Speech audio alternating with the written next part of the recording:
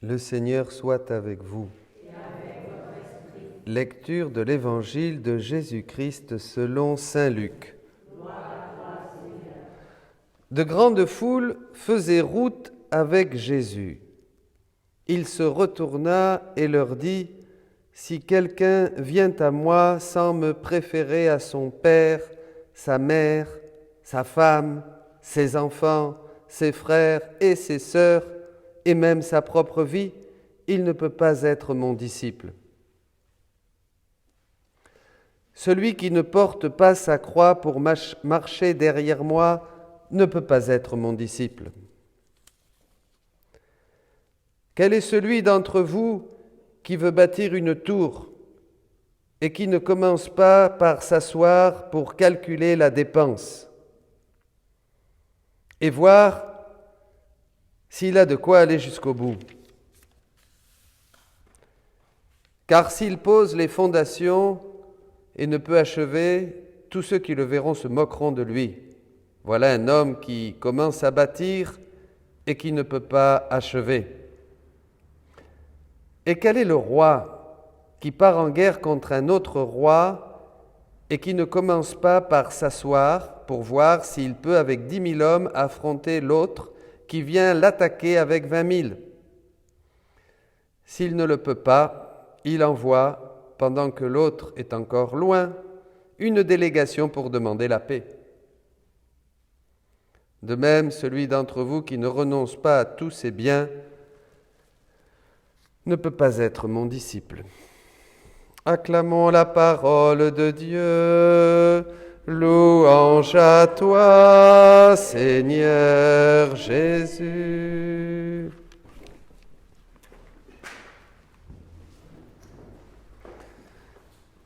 Voilà. Mon Dieu Seigneur, donne-nous la lumière, que nous comprenions ces paroles. Elles sont tellement grandes, elles sont tellement élevées au-delà de toutes nos idées sur le christianisme, sur le chemin, sur Dieu, sur tout. Sans une grâce du Saint-Esprit, Seigneur, nous ne pouvons pas comprendre ces paroles de Jésus. Nous n'en saisissons pas la profondeur, la portée, l'enjeu, qui n'est autre que notre éternité bienheureuse avec toi.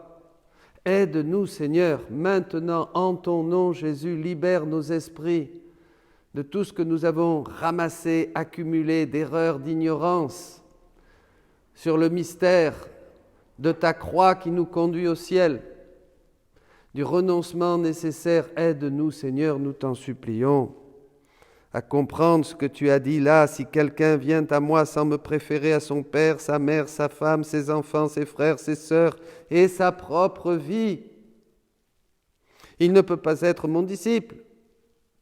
Celui qui ne porte pas sa croix pour marcher à ma suite ne peut pas être mon disciple.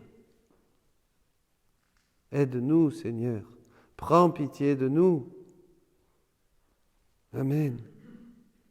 Réfléchissons. Jésus dit qu'il faut réfléchir, il faut calculer l'enjeu, calculer le prix. Il parle de ce roi qui va en guerre et d'abord il va s'asseoir. Vous êtes assis. Tout l'enjeu de votre vie à chacun est là.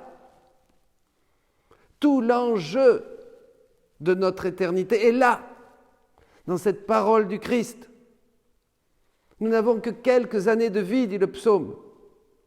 Aujourd'hui, le psaume l'a dit, notre vie c'est rien, un souffle. Vous comprenez?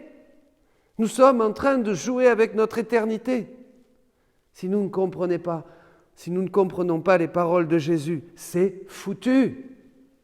On est foutu. Très important.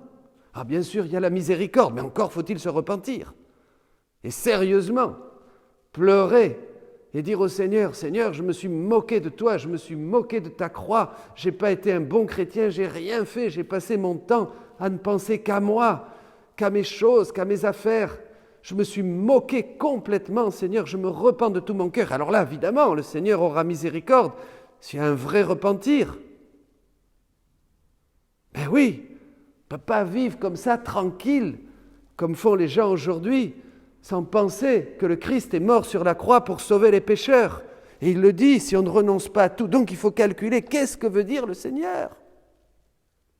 Qu'est-ce que veut dire le Seigneur, là ? Pas possible, ça. La croix. La croix. Et je vais toucher 3 points. C'est un enseignement fondamental. Je me réjouis d'ailleurs de vous le partager. Pas beaucoup de monde, pas grave. Cette prédication va toucher des milliers de personnes. D'abord, cette parole de Paul, dans la première aux Philippiens, dans la lettre aux Philippiens, chapitre 1, verset 29. C'est par sa faveur qu'il vous a été, non pas seulement de croire au Christ, mais encore de souffrir pour lui. Je répète, c'est par sa faveur, donc une grâce, qu'il vous a été donné. Vous me suivez ? Non pas seulement de croire au Christ, la foi est une grâce, mais encore de souffrir pour lui. C'est écrit. Donc si je comprends ce verset, la souffrance est une grâce. Souffrir pour le Christ est une grâce. La foi est une grâce. On ne peut être sauvé que par la foi. La foi est un don de Dieu, une grâce de Dieu. Mais souffrir est aussi une grâce. C'est très clair, là, dans l'Évangile. La grâce des grâces. Ben oui, puisque le Christ a souffert, pour que nous marchions sur ses traces, dira l'apôtre Paul. Extraordinaire. Alors, quand est-ce, c'est là que je vous demande et que je pose la question à tous, quand est-ce que la croix devient-elle vraiment une grâce ?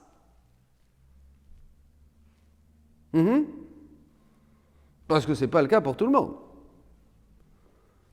Mais ce n'est pas parce qu'on est malade, qu'on a perdu quelqu'un dans la famille, qu'on a des misères, qu'on a des problèmes d'argent, et que bientôt, voilà, on va avoir je ne sais pas quel souci. Hein, ça, c'est pas la croix, ça. Pas la croix, puisqu'il n'y a pas la foi. C'est écrit. D'abord, la grâce de la foi, et ensuite, la grâce de souffrir et d'embrasser la croix. Alors là, avec joie, elle conduit au ciel, elle conduit à la résurrection, on va voir ça. Mais au début, il faut la foi. La petite Thérèse disait bien que ceux qui souffrent sans Dieu, elle avait beaucoup de compassion pour elle, mais pas les saints. Elle dit les saints qui souffrent avec Dieu, qui ont la foi, au contraire, ils grandissent, ils ont des mérites, ils préparent leur éternité bienheureuse avec tous les saints. C'est pour les autres. Vous voyez, d'abord la foi. Parce que souvent on n'aime pas que le langage de la croix. Mais évidemment, vous parlez le langage de la croix au monde, ils ne croient pas. Ils n'ont pas la foi. C'est même pas la peine de leur en parler. C'est stupide. Ça ne veut rien dire. Ils sont, comme dira Jérémie, un peuple stupide et aveugle, dit le prophète Jérémie. Ça ne sert à rien. On ne peut parler de la croix qu'à des gens qui ont la foi. On ne peut parler de la croix qu'à des gens qui ont de la foi et l'amour en Jésus-Christ. Ça, c'est très important. Vous voyez ? Ça, c'est très important. Jésus dit à Louisa, la souffrance, c'est moi. Hein ? Alors là, vous voyez, ça c'est quelque chose qu'il faut bien comprendre. Et je vais vous lire un texte que j'ai aujourd'hui écrit, enfin, j'ai pas écrit, non, je l'ai pris chez un grand saint et je l'ai tout traduit parce que je le trouve tellement beau que c'est vraiment génial. Hein, c'est vraiment génial, bien sûr. Hein. Il est impossible que Dieu accorde à celui qui veut s'unir à lui un autre cadeau, un autre bienfait que de lui donner de porter des épreuves pour la vérité. L'homme par lui-même ne peut se rendre digne d'une chose aussi grande que de subir l'épreuve pour obtenir ses dons divins et de s'en réjouir. Ce ne peut être qu'une grâce venant du Christ. Saint Paul en témoigne. Cette chose si grande qu'il n'hésite pas à appeler un charisme, le fait qu'un homme, parce qu'il met son espérance en Dieu, soit prêt à souffrir. Il dit, je vous l'ai dit, il vous est accordé ce don, non seulement de croire au Christ, mais encore de souffrir pour lui. Et Saint Pierre dit dans son épître, bienheureux êtes-vous, car vous souffrez pour la justice, car vous devenez participants des souffrances du Christ. Tu ne dois donc pas te réjouir quand tu es dans la prospérité, et dans la tribulation prendre un air triste, comme si tu pensais que ces épreuves sont étrangères à la voix de Dieu. En effet, depuis le commencement et de génération en génération, c'est par la croix et par la mort que l'on avance sur ce chemin. D'où vient que tu estimes ces afflictions rencontrées sur le chemin comme si elles étaient quelque chose en dehors du chemin? Ne veux-tu pas marcher sur la trace des saints? Ou bien veux-tu avoir un chemin tracé spécialement pour toi, exempt de toute souffrance? La voie de Dieu est une croix quotidienne. Personne ne peut monter confortablement au ciel. Nous savons où aboutit la voie de la facilité, le dit Jésus, à la perdition.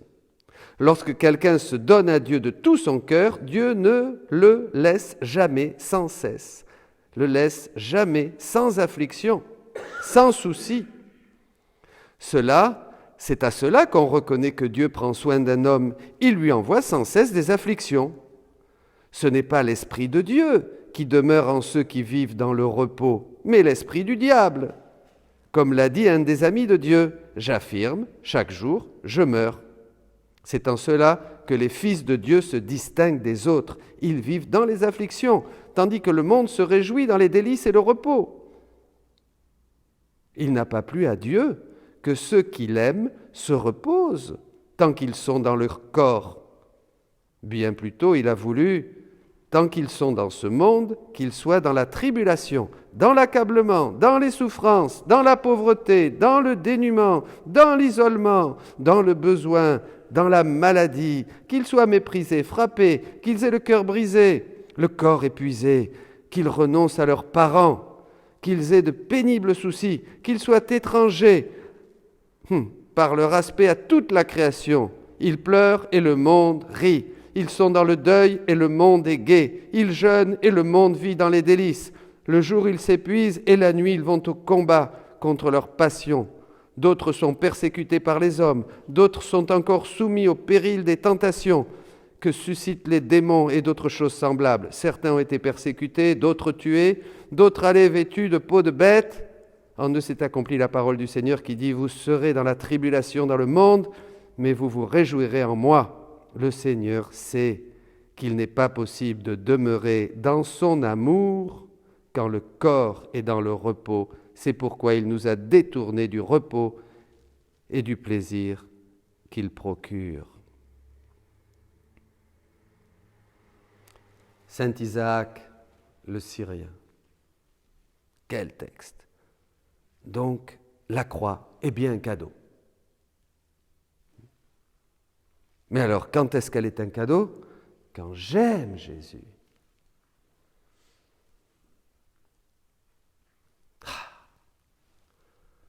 Quand j'aime Jésus. Est-ce qu'on aime Jésus?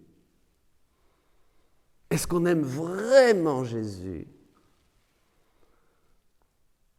Est-ce qu'on est fou d'amour pour Jésus? Est-ce qu'on renonce à papa, maman, aux enfants, aux frères, aux sœurs? Est-ce qu'on préfère Jésus à tout? C'est écrit aujourd'hui. Est-ce qu'on préfère le Christ à nos frères, nos sœurs, à notre femme, à notre mari, à notre mère, à nos enfants?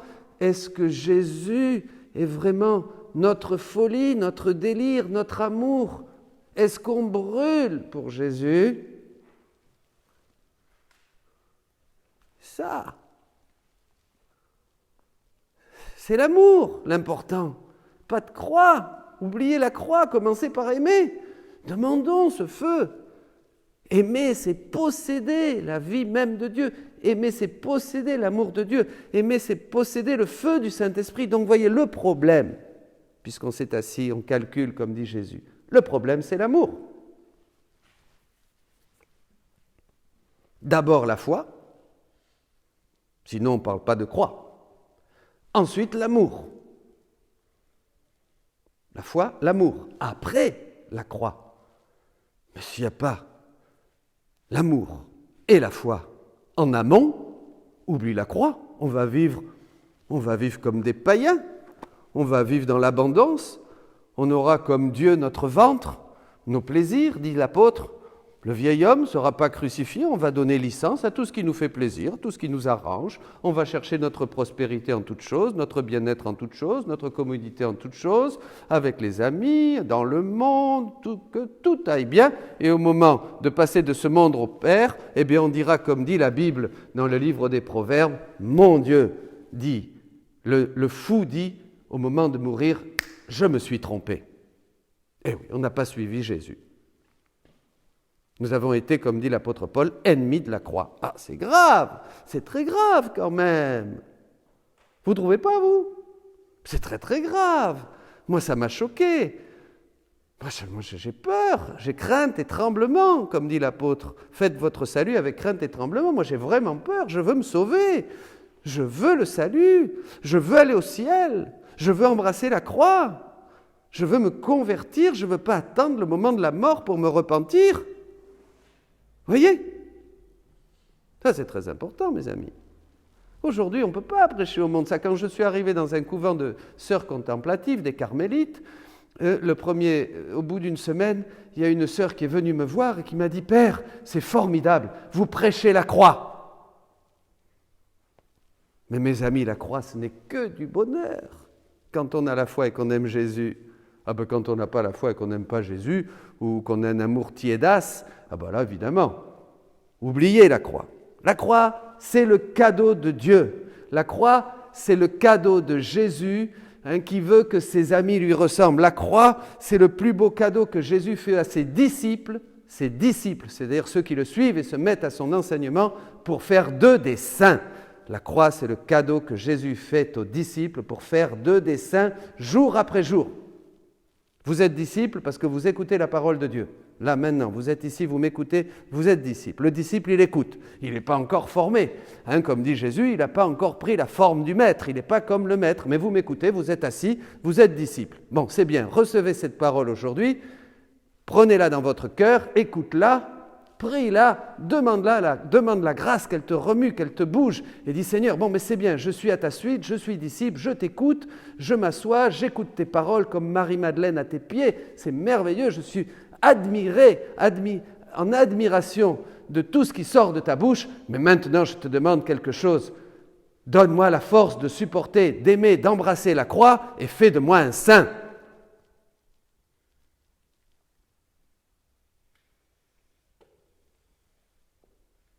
Sinon, ça ne sert à rien d'aller à la messe. C'est de la piété. Ça ne sert à rien. De la mauvaise piété. On va à la messe pour nous laisser dévorer par le corps et le sang du Christ, par le Christ lui-même qui nous transforme en lui et nous brûle pour que nous puissions reproduire son image. Achever dans notre chair ce qui manque à la passion du Christ pour son corps qui est l'Église. Colossiens 24. Bon, là on est d'accord. Donc aimer, c'est posséder. Il faut aimer. Le problème, c'est l'amour. Alors comment on va aimer? Eh bien, c'est ce qu'on appelle la prière. On va demander, on va frapper à la porte, on va supplier, on va crier. Un pauvre crie, Dieu l'écoute et descend. Dit le psaume, on va crier, on va se mettre à genoux, on va dire Seigneur, non, il me reste que quelques années de vie, donne-moi ton feu, donne-moi ton esprit, fais-moi tout ce que tu veux, je veux être transformé par ton amour et je veux embrasser ta croix pour mourir avec toi et pour ressusciter avec toi et pour partager le sort des bienheureux pour l'éternité avec la Vierge Marie, les anges, les saints pour l'éternité.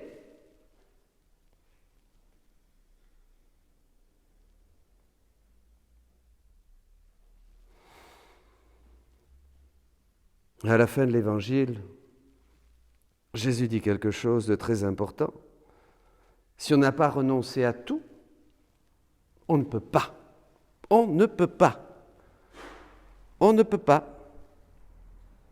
De même, celui d'entre vous qui ne renonce pas à tous ses biens ne peut pas être mon disciple. Ah, ben voilà. Les biens, il faut renoncer à tout. C'est même pas les biens matériels, c'est même pas les sous. C'est les biens affectifs. Papa, maman, les frères, les sœurs, il faut préférer Jésus à tout ça. Mais après, c'est tout, à tout, sa propre vie, jusqu'à sa propre vie. Vous voyez, c'est beau, hein? C'est ça, le christianisme. C'est ça. C'est magnifique. C'est grand. C'est sublime.